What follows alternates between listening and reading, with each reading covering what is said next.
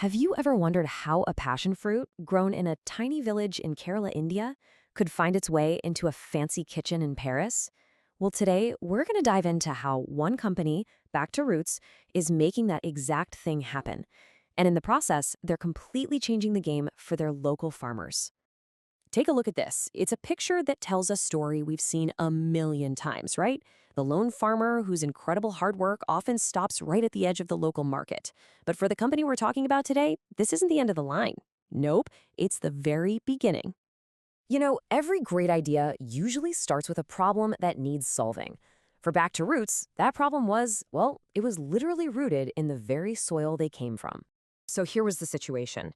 In Kerala, you have farmers growing some of the most amazing high-quality stuff on the planet. I mean, the quality is just undeniable. But they were basically cut off from the rest of the world. There was this huge wall between what they grew and the global market, and that just meant lost money and so much wasted potential. But a locked gate is really just an invitation for someone to find the key, right? And this is where the mission of Back to Roots really starts to take off.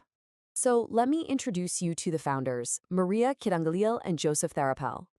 They saw this massive disconnect and had an idea for a solution. What if they could build a bridge?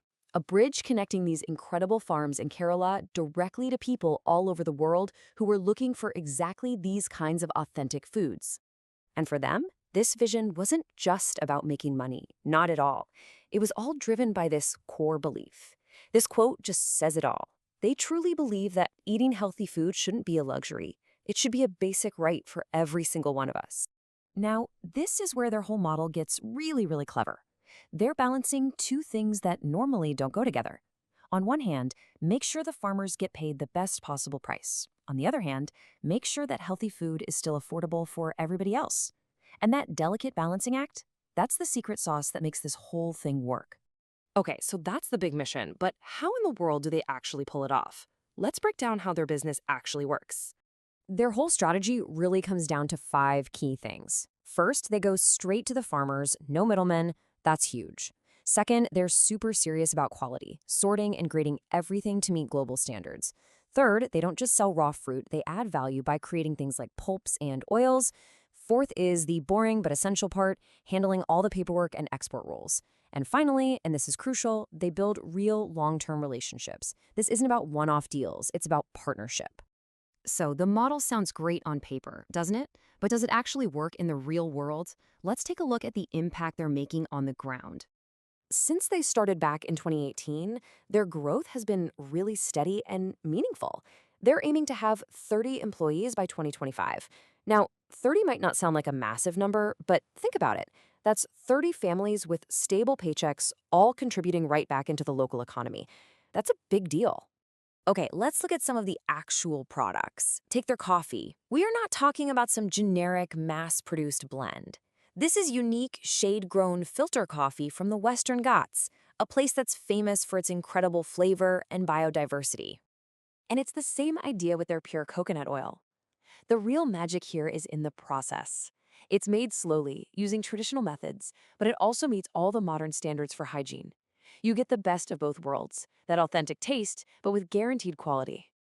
And that value-add process, it's all about capturing flavor at its absolute peak. They take fresh passion fruit and turn it into 100% pure pulp. No added sugar, no preservatives, nothing. It's just the pure essence of the fruit, ready to be shipped out. And it's not just things they can process. They also export fresh, delicate produce, like these amazing mangosteens. And let me tell you, that takes an unbelievable amount of care in packing and shipping to make sure these fruits show up on the other side of the world in perfect condition. So let's circle back to what this all means for the farmers. For them, it means stability in a job that's famous for being unstable. They can actually plan their crops knowing they have a buyer. They're no longer at the mercy of the crazy ups and downs of local markets. Plus, they learn about global quality standards. It all adds up to more security and a real sense of pride in what they do. So their success is absolutely real, but that doesn't mean the road ahead is easy. Let's talk about the future for Back to Roots and some of the challenges they're getting ready to face. Yeah, they're dealing with some serious hurdles. You've got sky-high shipping costs, incredibly tough global standards, and of course, tons of competition. But maybe the biggest challenge is actually a little closer to home. getting the next generation interested in farming in the first place. That's the real long game. And their approach to that problem is to completely change the way people think about the profession.